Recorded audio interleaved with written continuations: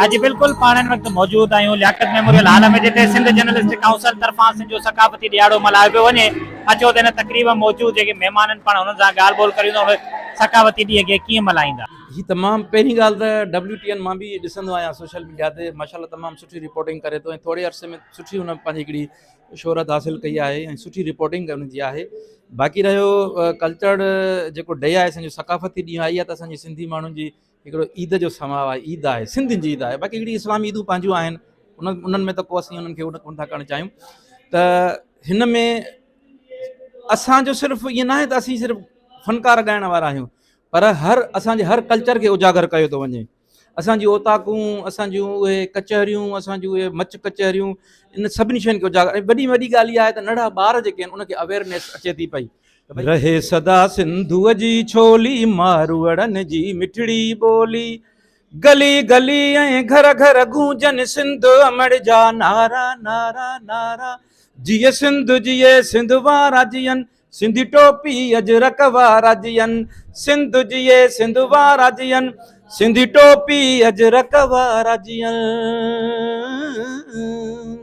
पैगाम इहो आहे त हर साल जीअं हिन साल बि सिंधी सकाफ़त जेके सिंधी भेणियूं भाइर आहिनि दिलि सां मल्हाइनि, ख़ुशी सां मल्हाइनि। छाजे करे हीअ असांजे लाइ ईद खां वधीक ॾींहुं आहे जंहिंजी असां भरपूर तयारी कंदा आहियूं।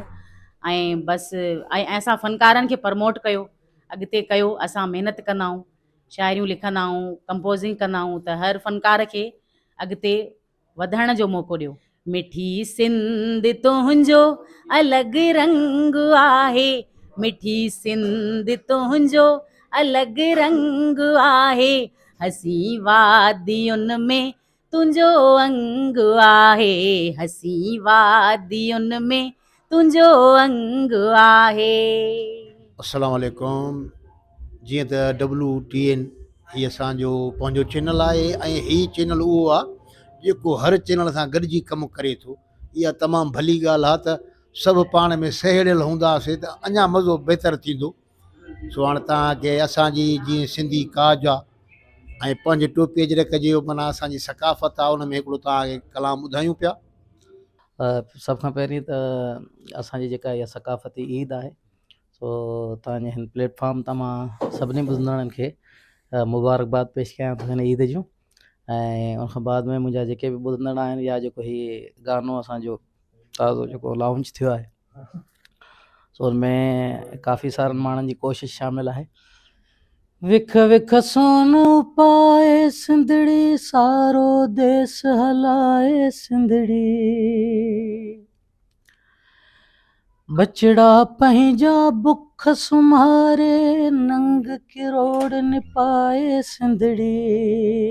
सिंध जी सकाफ़ती ईद आहे जेका हर साल पाण सभई सिंधी न रुगो सिंध में रहंदड़ पर सॼी दुनिया में आबाद सिंधी माण्हू पंहिंजी ॿोली पंहिंजी सकाफ़त जो ॾींहुं मल्हाइनि था। सिंध जर्नलिस्ट काउंसिल में इन रवायत खे गुज़िरियल 9 सालनि खां वठी क़ाइमु रखियो अचे। हिते कराची में सिंधी गादी वारे हंध ते न रुगो असां सिंधी उर्दू पर मुख़्तलिफ़ ॿोलियूं ॻाल्हाईंदड़ दोस्तनि खे हिते गॾु कंदा आहियूं, उनखे अजरकूं ॾींदा आहियूं, उनखे सिंधी टोपी जा तोहफ़ा ॾींदा आहियूं ऐं महफ़िल थींदी आहे, म्यूज़िक थींदो आहे, सेलिब्रेशन थींदी आहे। अॼु बि तव्हां ॾिसो पिया त हिते तमामु वॾो अंग आहे सहाफ़ियुनि जो, माण्हुनि जो, सिविल सोसाइटी जो, जेके सिंध जी जेका हज़ारे साल क़दीम सकाफ़त आहे उनखे सेलिब्रेट करण लाइ अचनि पिया, इहो अहसासु ॾियारण लाइ अचनि पिया दुनिया खे त सिंधी पुरअमन माण्हू आहिनि, सूफ़ी मिज़ाज रखंदड़ माण्हू आहिनि।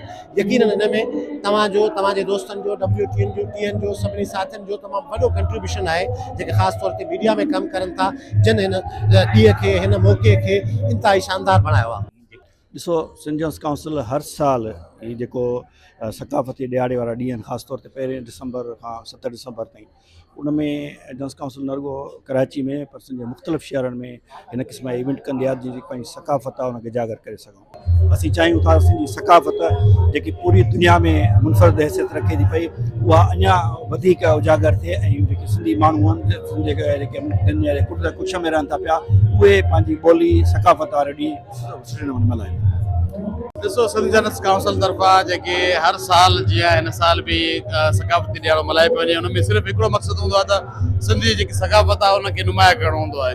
उन में मुख़्तलिफ़ जेके सिंधी जेके सिंगर्स आहिनि, ख़ासि तौर ते ॻाइणा आहिनि, ऐं इहो जॾहिं बि सिंधियुनि जो जेको प्रोग्राम थींदो आहे उन में जीअं सिंध जीए सिंध वारा जीअं जो मशहूरु कलाम इहो जेको अमन मुगल ॻाईंदो आहे उहो हमेशह जेको असां हिन प्रोग्राम में ईंदो आहे सिंध जनरल काउंसिल तरफ़ां ऐं जेको प्रोग्राम करायो वेंदो आहे उन में मुख़्तलिफ़ जेके कल्चर आहे उनखे पिणु उजागर कयो वेंदो आहे। सभु जेको आहे प्रोग्राम में शिरकत कंदा आहिनि ऐं उन्हनि खे मज़ो ईंदो आहे एंजॉय ईंदो आहे त सिंध जो कल्चर सकाफ़त एॾी शाहकार आहे जिन करे जेको आहे माण्हू बिल्कुलु सिंध जा माण्हू सुहिणा माण्हू आहिनि। जी महीनो जॾहिं स्टार्ट थींदो आहे सिंध जनरल काउंसिल पारां हर साल जीअं जेको आहे शुरू में ई इहो सेलिब्रेशन मुनक़िद कई वेंदी आहे ऐं सहाफ़ी सुमेत मुख़्तलिफ़ जेके माण्हू आहिनि उहे शरीक थींदा आहिनि ऐं असां हर दफ़े चाहींदा आहियूं त इन कल्चर जे हवाले सां माण्हुनि में न सिर्फ़ु मोहबतूं कल्चर जे हवाले सां जागरता ऐं ओवरऑल जेको आहे दुनिया में ऐं न सिर्फ़ु जेको आहे आम माण्हू बल्कि जेके मुख़्तलिफ़ शोबनि में कमु कंदड़ माण्हू आहिनि उहे इन ॾींहं खे जेको आहे सेलिब्रेट कनि। कैमरामैन हैदर अली कमराणीअ सां गॾु मोहसिन ख़ासि के लिए WTN कराची।